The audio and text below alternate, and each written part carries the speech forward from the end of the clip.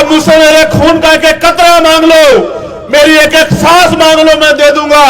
लेकिन अभी मेरे हाथ में वो ताकत नहीं कि मैं आपको रोजगार दे सकूं, वरना वचन देके कहता हूं कि हर कोई किसी घर में एक भी बच्चा बेरोजगार नहीं रहेगा। ये चंद्रशेखर आजाद का वचन है आपको दलित पिछड़े समाज के लोग। आप प्रमोशन में रिजर्वेशन मांगते हैं दलित पिछड़े अधिकारियों के लिए, तो आपको साफ सूंघ जाता है। हम आपके चरित्र को जानते हैं। संविधान को कोई बचाएगा तो ये बाबा साहब अंबेडकर और मान्यवर काशीराम साहब की फौज बचाएगी, मुझे इनके ऊपर भरोसा है, जिन्होंने 2 अप्रैल 2018 को एक ऐसा इनकलाब लिखा था भारत की धरती पे कि शायद दोबारा कोई लिख भी नहीं पाएगा और पढ़ भी नहीं पाएगा।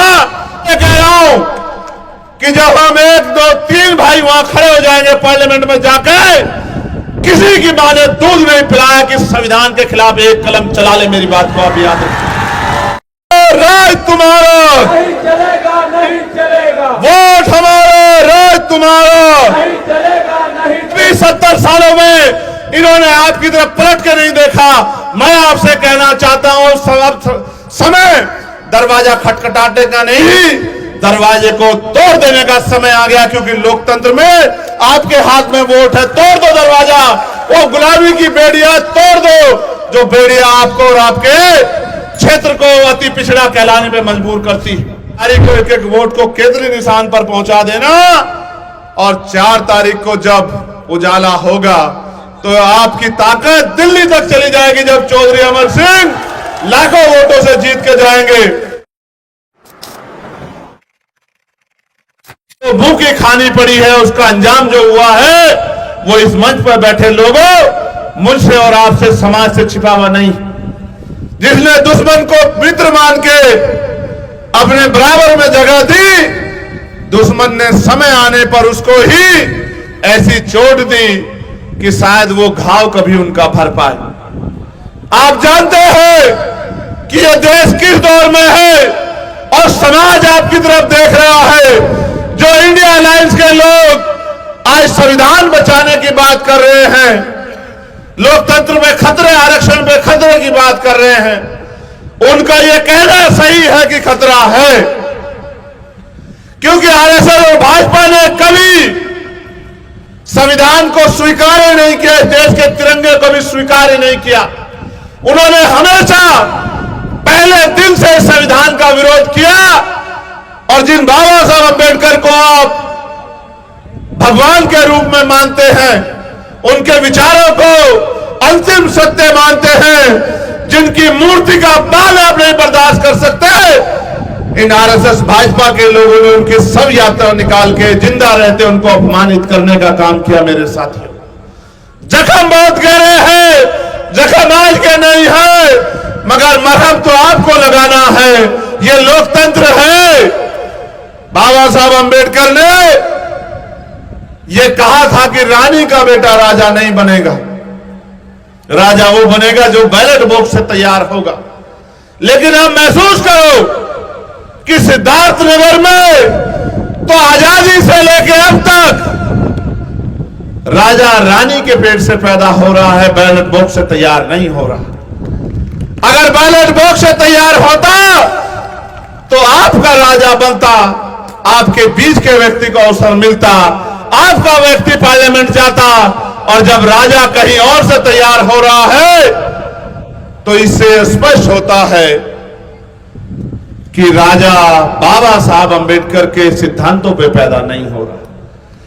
इन पार्टियों ने जिनसे आपका मुकाबला है, चाहे भाजपा के लोग हो या दूसरे अलायंस के लोग हो, आप महसूस करो ये तो सिद्धार्थनगर के लोगों को, डुमरियागंज के लोगों को इतना हल्के में लेते हैं, इतना कमजोर मानते हैं कि इन्होंने आपके ऊपर बाहर के नेता थोप दिए। इनका मानना है कि आपके अंदर क्षमता नहीं है, आपके अंदर योग्यता नहीं है, आप बेबस लाचार हो, आप अपना भला नहीं कर सकते, इसलिए इन्होंने बाहर के नेता आपके ऊपर थोप दिए। और बाहर के नेताओं का आप इतिहास देखो कि 15 साल में 15 बार पार्लियामेंट में आपने नहीं सुना होगा कि उन्होंने आपके हकों के लिए एक भी आवाज उठाई। मेरे मित्र हेमंत जी, जब बोल रहे थे तो कह रहे थे कि यहाँ की सबसे बड़ी समस्या आग और पानी है। ये सच है कि आग और पानी समस्या है, लेकिन आप ये बताओ कि लोकतंत्र में जिनके पास ताकत होती है उनके पास तो सारी समस्याओं का हल होता है, फिर आपकी समस्याओं का हल क्यों नहीं हुआ? क्योंकि उसका एकमात्र कारण यह है कि जिनका दल होता है उनमें बल होता है, और जिनके पास बल होता है उन्हीं की समस्याओं का हल होता है। जिनका नेता कामयाब होता है उनके समाज का हाथ नहीं फैलता। हम दलित, पिछड़े, आदिवासी और मुस्लिम, जैन, सिख, ईसाई, तमाम जो है बुद्धिस्ट, जो धार्मिक अल्पसंख्यक है, ये तमाम वर्गों के लोग इन बहरूपियों पे भरोसा करते हैं और हर साल ठगे जाते हैं। हर 5 साल में चुनाव होता है। मेरी माएं बहनें बड़ी संख्या में बैठी हैं, अपने दिल पे हाथ रख के बताओ, क्या चुनाव के बाद 5 साल तक ये लोग कभी हमारे बीच में आते हैं? हमारे उजड़े हुए घर देखते हैं, हमारा भूखा पेट देखते हैं, हमारे साथ जो जुर्म जाती 5 साल होती है उसकी खबर लेते हैं, हमारा दुख सुख देखते हैं। इनको एक ही मतलब है कि ये वोट ले और वोट लेके गायब हो जाए। वोट शक्ति का नाम है, वोट लोकतंत्र में आपका हथियार है। इस वोट से चाहे तो आप जुल्म करने वाले को ताकतवर बना दो, या फिर जुल्म का मुकाबला करने वाले अपने बीच के चौधरी अमर सिंह को ताकतवर बना दो। ये आपके हाथ में है। मैं तो आपके ऊपर तरस आ रहा है मुझे, मेरे दलित पिछड़े समाज के लोगों, अगर एक बार जानवर को भी कहीं से नकार दिया जाए, उसका रास्ता रोक दिया जाए, उसको भगा दिया जाए, तो वो भी दोबारा उधर मुंह नहीं करता। आजादी के इतने साल बाद तक भी इन्होंने आपकी अस्मिता के साथ खिलवाड़ किया, आपका अपमान किया और बाहरी लोगों को आपके ऊपर थोपते रहे। एक पिछड़े के बेटे को आज तक मौका नहीं दिया और आप इनके चक्कर में आते रहे, इनको वोट देते रहे, इनको कामयाब बनाते रहे। तो मैं उनकी गलती कम मानता हूं और अपने लोगों की गलती ज्यादा मानता हूं। अगर आपने समझदारी दिखाई होती तो जैसा चौधरी अमर सिंह ने कहा कि 15 साल वाला 15 घंटे यहां नहीं टिक पाता, अगर आपने जिम्मेदारी अदा कर दी होती। लेकिन इस बार आपने जिम्मेदारी अदा करने की ठानी है, तो मैं आपको कहना चाहता हूं कि 15 घंटे काउंटिंग नहीं चलेगी। चौधरी अमर सिंह 15 घंटे की काउंटिंग से पहले लाखों वोट से डुमरियागंज लोकसभा जीत कर आएंगे, इस बात का मुझे भरोसा। जब मैं यहां आया और गांव-गांव गया, एक शिकायत तो मुझसे की गई कि भाई अभी तक प्रत्याशी हमारे बीच नहीं पहुंचा। लेकिन मैं आपसे बताना चाहता हूं कि लोकसभा का चुनाव बहुत बड़ा चुनाव, जितना दौड़ सकता है प्रत्याशी, मैं देख रहा हूं कि वो आपकी पीड़ा को अपनी पीड़ा समझते हैं और रात को 3-3, 4-4 बजे तक लोगों के बीच में जाके 5-5 बजे तक, मैं तो खुद रात को 3:30 बजे आया, मैंने महसूस किया कि वो अपनी तरफ से पूरा प्रयास कर रहे हैं। लेकिन कुछ जिम्मेदारी आपकी भी बैठती है। क्या ये लड़ाई अकेली चौधरी अमर सिंह की है? जरा दोनों हाथ उठा के बताओ, लड़ाई अकेली चौधरी अमर सिंह की है?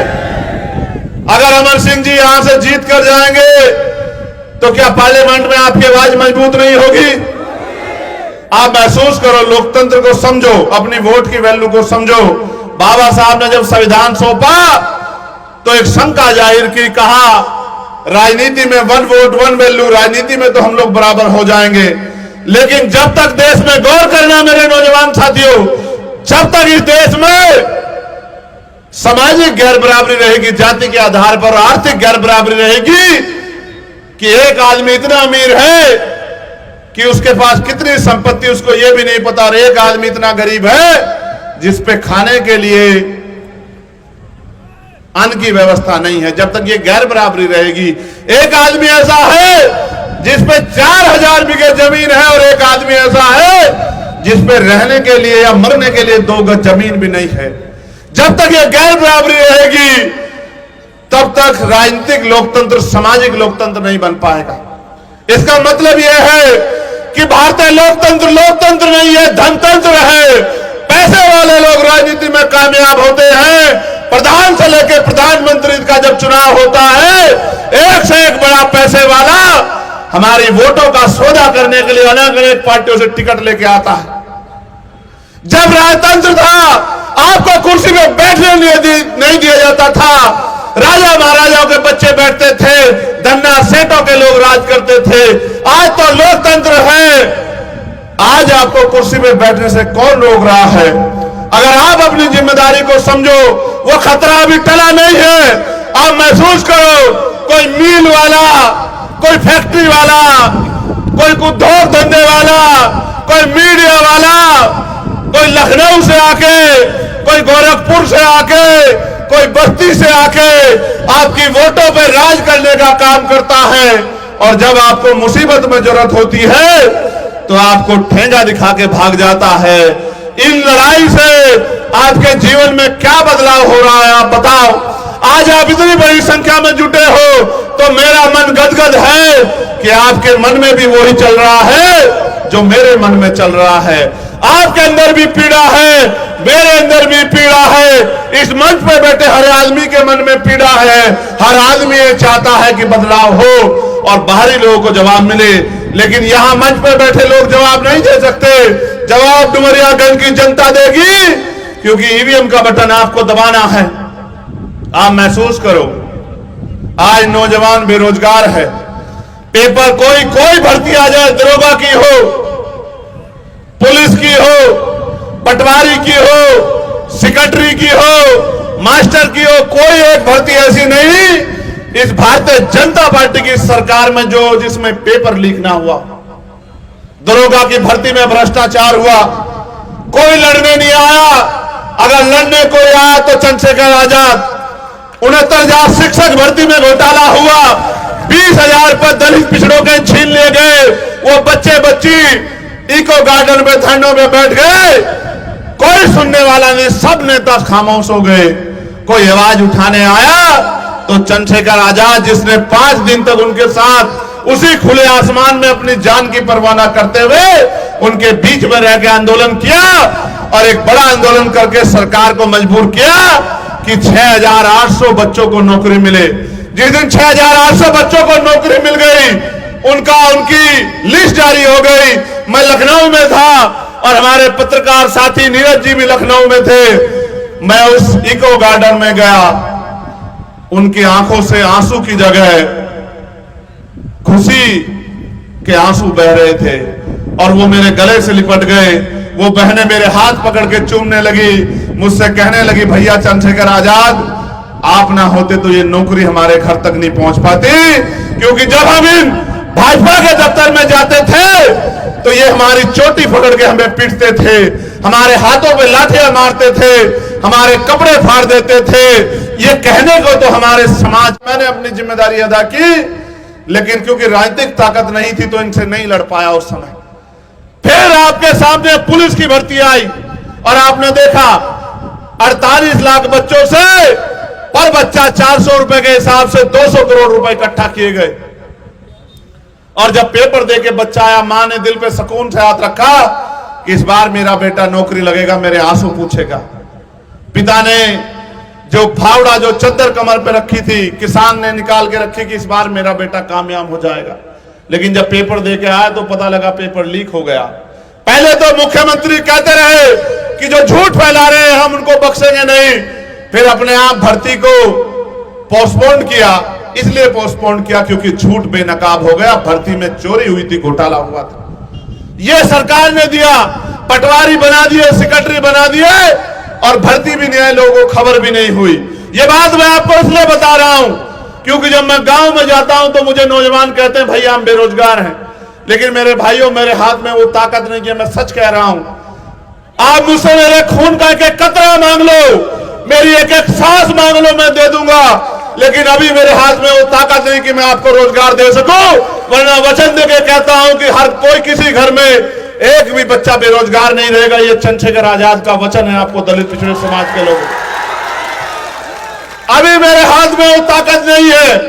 हाँ, ये अलग बात है कि आपने नगीना में मुझे ताकत देने का काम किया, जो 4 तारीख को परिणाम के रूप में आएगा। मैं आपसे इस मंच के माध्यम से चौधरी अमर सिंह जी के साथ बड़े भाई स्वामी प्रसाद मौर्य जी के लिए भी समर्थन मांगता हूं कि अगर कुशीनगर में आपका कोई दोस्त साथी रिश्तेदार रहता हो तो उसको कह देना कि स्वामी प्रसाद मौर्य जी नहीं लड़ रहे, चंद्रशेखर आजाद लड़ रहा है, हमें उनके सम्मान की रक्षा करनी है। ये बात इसलिए कह रहा हूं कि जब हम 1, 2, 3 भाई वहां खड़े हो जाएंगे पार्लियामेंट में जाकर, किसी की मां ने दूध नहीं पिलाया कि संविधान के खिलाफ एक कलम चला ले। मेरी बात को आप याद रखें। देखो मैं आपसे सच कह रहा हूं, ये भारतीय जनता पार्टी के लोगों ने पूरा देश गिरवी रख दिया है। आज हमारा बॉर्डर सुरक्षा में नहीं है। अग्निवीर लाके दलित पिछड़ों के बच्चों को जो सेना में चले जाते थे, एक तरफ सेना का मनोबल गिराया, दूसरी तरफ वो नौकरी भी हमसे छीन ली। आप बताओ 400 रुपए की मजदूरी करने के बाद क्या हम इस देश में सुख सुविधा का जीवन प्राप्त कर सकते हैं क्या? आगे तो मजदूरी भी नहीं मिलेगी क्योंकि मशीनों का समय आ गया है और मालिक ये चाहता है कि मजदूर तनख्वाह पैसा कम ले और काम समय पे कर दे। मशीनों का दौर आ गया है। मेरी बात पे गौर करना। जो काम एक परिवार मिलके 10 दिन में करता था वो मशीन 1 दिन में कर देती है। आगे मजदूरी भी नहीं मिलने वाली, तो आप किस तरह से आगे बढ़ोगे? एक ही जरिया था दलित पिछड़ों आदिवासियों पे आरक्षण नियुक्ति में, इसके कारण हम आगे बढ़ रहे थे। ये आरक्षण भी लगभग हमसे छीन लिया गया है क्योंकि भर्ती आती है, ईडब्ल्यूएस तो पूरा लागू होता है, लेकिन ओबीसी और एससी का आरक्षण 4 या 5 या 3% मुश्किल से लागू होता है, उसमें भी घोटाले हो जाते हैं। ये जो लोग इंडिया अलायंस के लोगों ने बड़ी बड़ी बातें की, एक बात मुझसे चुभी है और मैं दिल में कोई बात नहीं रखता। कांग्रेस के एक बड़े नेता ने ये कहा, अभी उनकी वीडियो वायरल हो रही है, मैं उनको सलाह भी दूंगा कि उन्होंने ये कहा अगर वो बंद कमरे में कोई अपनी डिबेट कर रहे हैं, कोई चर्चा कर रहे हैं तो उसका प्रदर्शन ना करे, किसी के सम्मान को ठेस पहुंच सकती है। उन्होंने कहा कि काशीराम बिना दलित एक्सप्रेशन के कुछ नहीं है। उनको नहीं पता कि काशीराम एक व्यक्ति नहीं है, हमारे लिए वो हमारे रहबर है, मान्यवर काशीराम साहब। शायद उनके जैसा बिरला कोई दुनिया में पैदा हो जिन्होंने सोए समाज में क्रांति पैदा करती है। ऐसे मान्यवर काशीराम साहब का नाम भी सम्मान से लेना चाहिए। आपके बंद कमरे की डिबेट है, आप बड़े लोग हो, आप कह सकते हो, लेकिन हम भी इज्जत रखते हैं। हमारे दिल में भी अपने महापुरुषों के प्रति सम्मान है। किसी के सम्मान तो खिलवाड़ नहीं करनी चाहिए। ये बात मेरी उनको सलाह के तौर पर, मैं मेरा उनसे कोई झगड़ा नहीं है, मगर ये बात मैं इसलिए कह रहा हूं, भले इंडिया अलायंस के लोगों ने मुझे मेरे समय पे आके धोखा दे दिया मदद लेके, कोई बात नहीं। उन्होंने मुझे धोखा दिया, मैंने जनता से अलायंस कर लिया। मैंने जनता से वो कहा कि आप मुझे मौका दे दो, आप मेरे ऊपर एहसान कर दो, फिर मेरा हुनर देखना। उन्होंने मुझे आशीर्वाद दे दिया, इनके एड़ी चोटी के जोड़ लगाने के बाद आशीर्वाद दे दिया। लेकिन मैं आपसे कहना चाहता हूं और आपके माध्यम से उनको भी कहना चाहता हूं, आज वो संविधान बचाने की बात कर रहे हैं। जब ईडब्ल्यूएस लागू हुआ तो उन्होंने बड़े बड़े हाथ उठा के समर्थन किए थे। हम सब जानते हैं कि क्या सच है और क्या झूठ। हम जानते हैं कि ईडब्ल्यूएस भारतीय संविधान की हत्या थी, हमारी हिस्सेदारी पर डाका था और आपने बड़े बड़े हाथ उठा के समर्थन किया। लेकिन जब हम 52% पिछड़े वर्ग के लिए आरक्षण मांगते हैं तो आपके मुंह में दही जम जाती है। जब हम प्रमोशन में रिजर्वेशन मांगते हैं दलित पिछड़े अधिकारियों के लिए तो आपको साफ सूंघ जाता है। हम आपके चरित्र को जानते हैं, लेकिन हमारा झगड़ा भी आपसे नहीं है, आपसे समय आने पर निपटेंगे। लेकिन मैं आपसे कहना चाहता हूं कि हमें अपनी लड़ाई अपने पैरों पे लड़नी है और अगर संविधान को कोई बचाएगा तो ये बाबा साहब अंबेडकर और मान्यवर काशीराम साहब की फौज बचाएगी। मुझे इनके ऊपर भरोसा है, जिन्होंने 2 अप्रैल 2018 को एक ऐसा इनकलाब लिखा था भारत की धरती पे कि शायद दोबारा कोई लिख भी नहीं पाएगा और पढ़ भी नहीं पाएगा कि एक SC/ST एक्ट को बचाने के लिए 17 नौजवानों ने, बहादुरों ने बलिदान दे दिया था। जब हमारे 17 भाइयों ने बलिदान दिया, कहां थे तुम जो संविधान बचाने की बात करते हो? आपको हमसे वोट चाहिए, बिल्कुल सच है, वोट चाहिए, लेकिन आपकी मंशा पे हमें शक है और मैं आपको विश्वास से कहता हूं, यह सरकार अगर बदल जाएगी और इन दूसरे साथियों की अगर सरकार आ गई तो इनको भी इनके झूठे वादों के साथ हम चैन से नहीं बैठने देंगे। इनके भी कपड़े पकड़ पकड़ के एक एक वादा इनसे पूरा कराने का काम करेंगे। मेरी बात को आप याद रखना। मैं आपसे कहने आया हूं, एक प्रत्याशी गोरखपुर से आए और गोरखपुर वालों ने, एक गोरखपुर वाले ने क्या इलाज कर रखा है पूरे उत्तर प्रदेश का, ये किससे छिपा हुआ नहीं, बिल्कुल छिपा हुआ नहीं है। अब दूसरे गोरखपुर वाले के चक्कर में मत पड़ जाना, क्योंकि क्षेत्र क्षेत्र में बड़ा मेल होता है। और ऐसा भी नहीं हो पता कहीं आप भाजपा को हराने के लिए गोरखपुर वालों के बारे में सोचो और गोरखपुर वाले आपस में अपने बारे में सोचे। ऐसा ना हो जैसे उनके दूसरे साथी चले गए राज्यसभा के चुनाव में, चुनाव के बाद ये भी ना चले जाएं, उनके बराबर में ना जाकर बैठ जाएं भाजपा वालों की। ये भी सोच लेना वोट डालने से पहले। एक आपने बस्ती से बुलाए हैं, 15 साल से आपने उनको ताकत दी, लेकिन 15 बार आपने उनको अपने बीच में नहीं देखा होगा। वो आपका मजाक उड़ाते हैं कि इतने बेवकूफ हैं, हम इनके बच्चों के रास्ते बंद कर रहे हैं और ये हमें वोट देके ताकतवर बना रहे हैं। वो लोग आपका मजाक उड़ाते हैं और आप लोग उनके मजाक में उनका साथ देते हो। इसलिए मैं आपको सचेत करने के लिए आया हूं और मैं आपसे मांगने आया हूं, मेरा हक बैठता आप जानते हो। और सारे नेता चुनाव के बाद कहते हैं कि हम आपकी मदद करेंगे। मेरे अपने दिल पे हाथ रख के बताओ, कोई पिछले 12 साल में एक संघर्ष ऐसा है जिसमें मैंने आपका साथ छोड़ा? चाहे वो सबीरपुर का मामला हो, सहारनपुर का मामला हो, चाहे वो हाथरस का मामला हो, उन्नाव का मामला हो, दिल्ली का मामला हो, चाहे दिल्ली में सतगुरु रविदास जी महाराज के गुरु घर को अस्मिता के साथ खेला गया हो,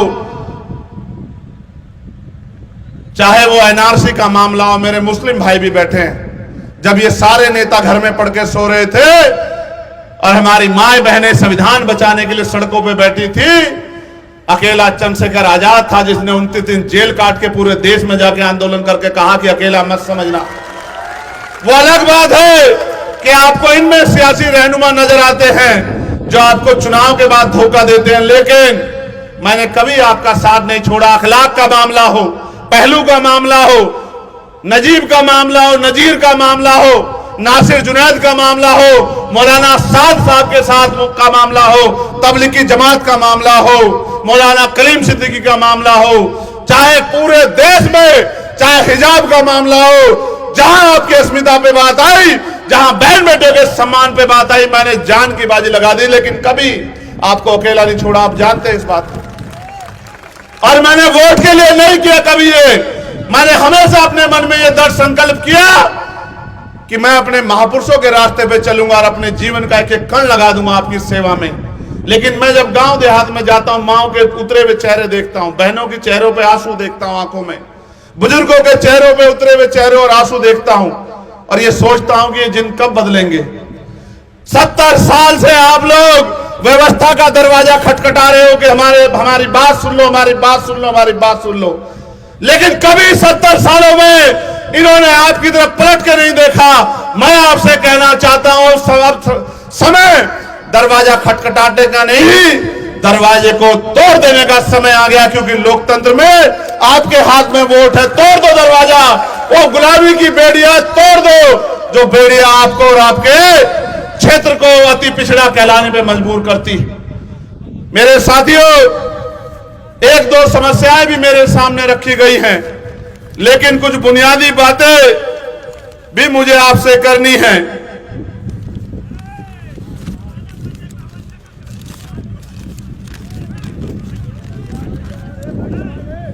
ये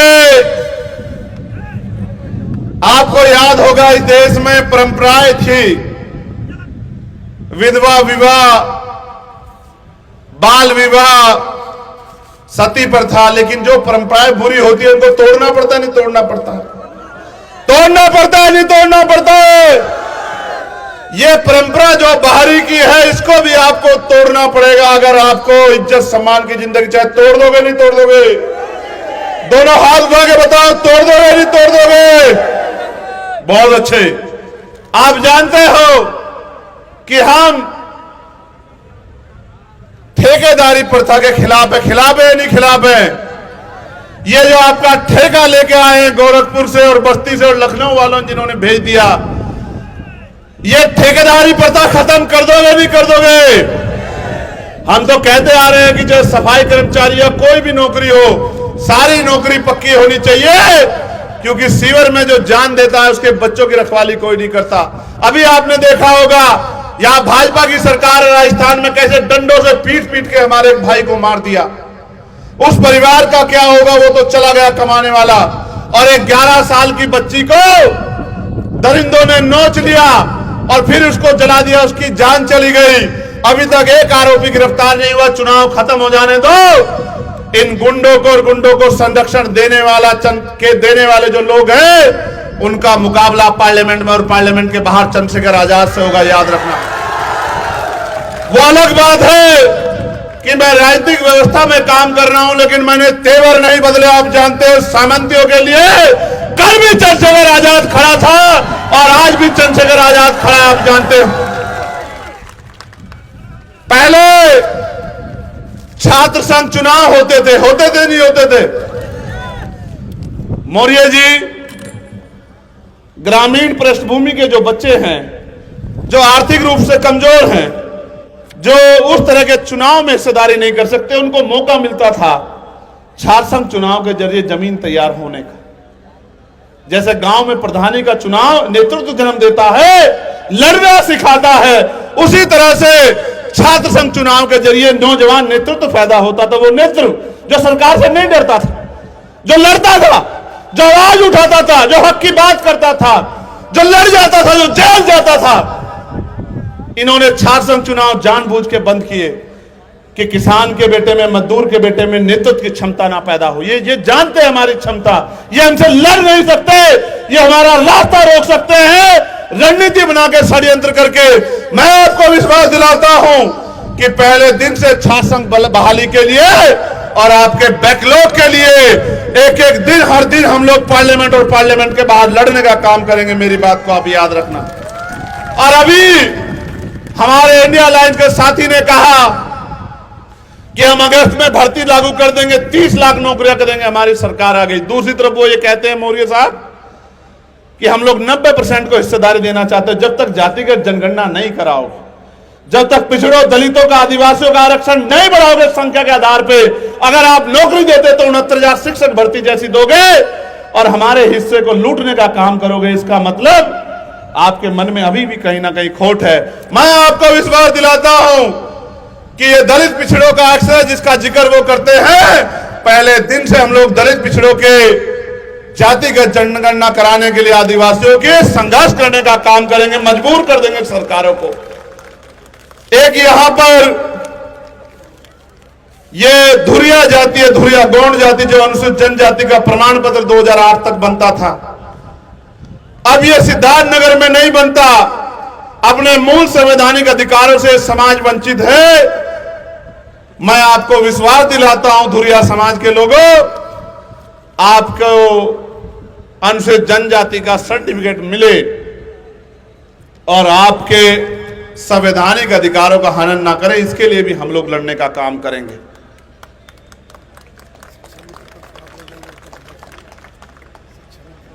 ये अनुदेशक नौकरी छोड़ छोड़ के घर बैठ रहे हैं, शिक्षा मित्र, इनको भी हम विश्वास दिलाते हैं। आशा आंगनबाड़ी जो बहनें हैं उनके वेतन वृद्धि के लिए भी हम विश्वास दिलाते हैं।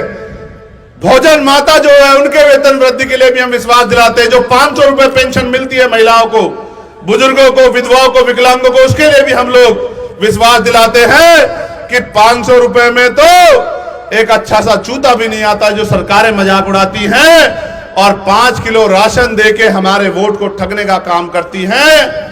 हम राशन देना दें, लेकिन आपके बच्चों को रोजगार दिलाने में मदद करेंगे, जिसके बाद आपको किसी के आगे हाथ फैलाना नहीं पड़ेगा। अभी मेरी माँ बहनों को भट्टे पे, कोयलों में, खेतों में काम करके पेट पालना पड़ता है।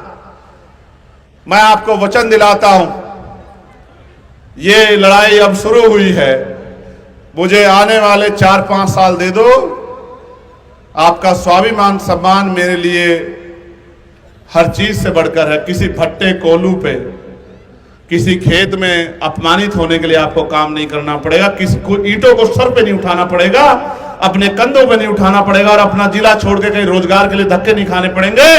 कुटीर उद्योग लगवा के आने वाले समय में घर तक रोजगार पहुंचाने का काम हम लोग करेंगे। इसी क्षेत्र में उद्योग धंधे लगवा के लाखों नौजवानों को जो पॉलिटेक्निक है, बीटेक है, आईटीआई है, एमटेक है, एमबीए, एमसीए है, हाई स्कूल है, इंटर है, ग्रेजुएट है, पोस्ट ग्रेजुएट है, उन सबको उद्योग धंधे लगवा के, इंडस्ट्रियल एरिया लगवा के, बहुत जमीनें पड़ी हैं, इनको रोजगार दिलाने का काम हम लोग करेंगे। इस बात का भी मैं आपको वचन देता हूं। एक बच्चा जो है कुमारिया बुजुर्ग का मोनू है, लड़का है 13 साल का, कहीं खो गया है। एक 13 साल का तो बच्चा बड़ा हो जाता है। मोनू, कहीं हमारी आवाज सुन रहे हो क्या भाई? अगर आपके आसपास मोनू है तो कृपया मोनू को उसके परिवार तक पहुंचा दे, मंच तक पहुंचा दे, अगर मोनू 13 साल का कुमारिया बुजुर्ग का बच्चा आपके पास है। आखिरी बात आपसे कहना चाहता हूं, अगले 2 दिन क्या करोगे? क्या करोगे अगले 2 दिन? ये फोन निकालना, अपने दोस्तों रिश्तेदारों को फोन करना, बहन के ससुराल में, भाई की ससुराल में, और तमाम तरह के जो रिश्तेदार हैं उन सबको फोन करना, और सबसे ये कहना कि केतली को वोट करना है और केतली को सपोर्ट करना, और एक एक वोट केतली निशान पे डालना है। कर दोगे नहीं कर दोगे? कोई पैसा शराब लेके आएगा उसकी बातों में तो नहीं चले जाओगे? ये वोट हमें बिकने के लिए नहीं, ये वोट हमें गुलामी से मुक्ति के लिए दी गई है। इसका फैसला सही ले लोगे नहीं ले लोगे? किसी की बातों में गुमराह आके मुझे कमजोर तो नहीं कर दोगे? मैं तुम्हारे दिल की बहुत बहुत सराहना करता हूं कि तुम धूप में डटे हुए। तो मैंने भी कुदरत से प्रार्थना की कि ठंडा कर दो मेरे भाई जो है धूप में डटे हुए। लेकिन सुनो मेरे भाइयों, अब वो दिन दूर नहीं कि हमारी जिंदगियां बदलेंगी। बस वो तभी संभव है जब राजनीतिक ताकत आप हमें दो। बताओ, चौधरी अमर सिंह बन के अगले आने वाले दिनों में संघर्ष करोगे नहीं करोगे? ऐसा तो नहीं चौधरी अमर सिंह जी का इंतजार करोगे? मैं अपने मुस्लिम भाइयों से भी कहना चाहता हूं, इनका कोई भरोसा नहीं, इनमें से कौन सा टूट के कहां चला जाए। आप मेरे कहे से चौधरी अमर सिंह जी पे भरोसा कर लो। चौधरी अमर सिंह के पीछे चंद्रशेखर आजाद खड़ा है, खून का कतरा कतरा आपके सम्मान के लिए लगा देंगे, लेकिन कभी आपको झुकने नहीं देंगे, कभी आपको अकेला नहीं छोड़ेंगे। आपसे अपील कर रहा हूं। और देखो, समीकरण भी हमारे पास है। पहला, यहां 3.5-4 लाख वोट दलित समाज का है, जो कि 90-95% लाम बन के चौधरी अमर सिंह जी के साथ केतली निशान पे वोट कर रहा नहीं कर रहा है?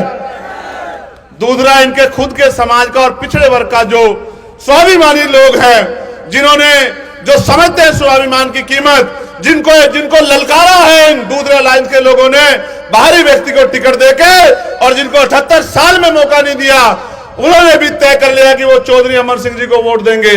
तो लोकतंत्र में आपकी पहली प्रायोरिटी ये रहती है मुस्लिम समाज के मेरे भाइयों कि हम भाजपा को हराने के लिए वोट करेंगे। तो भाजपा को तो हरा भी चौधरी अमर सिंह रहे।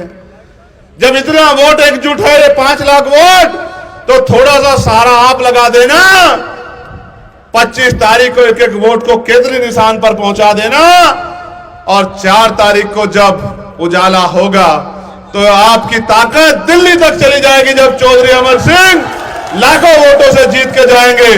मैं मीडिया के साथियों का भी, प्रशासन के साथियों का भी बहुत बहुत धन्यवाद करता हूं। सबसे ज्यादा धन्यवाद करता हूं अपने नौजवानों का, लेकिन उनसे उम्मीद करता हूं, बताओ घर तो नहीं बैठ जाओगे?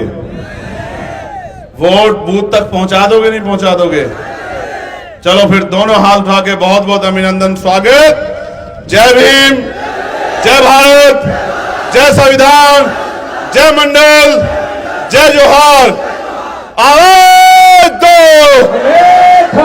आवाज दो, वोट हमारा, राज तुम्हारा। नहीं चलेगा, नहीं चलेगा। वोट हमारा, राज तुम्हारा। नहीं चलेगा, नहीं चलेगा। संविधान की रक्षा कौन करेगा? हम करेंगे, हम करेंगे। देश की रक्षा कौन करेगा? हम करेंगे, हम करेंगे। गरीबों की रक्षा कौन करेगा?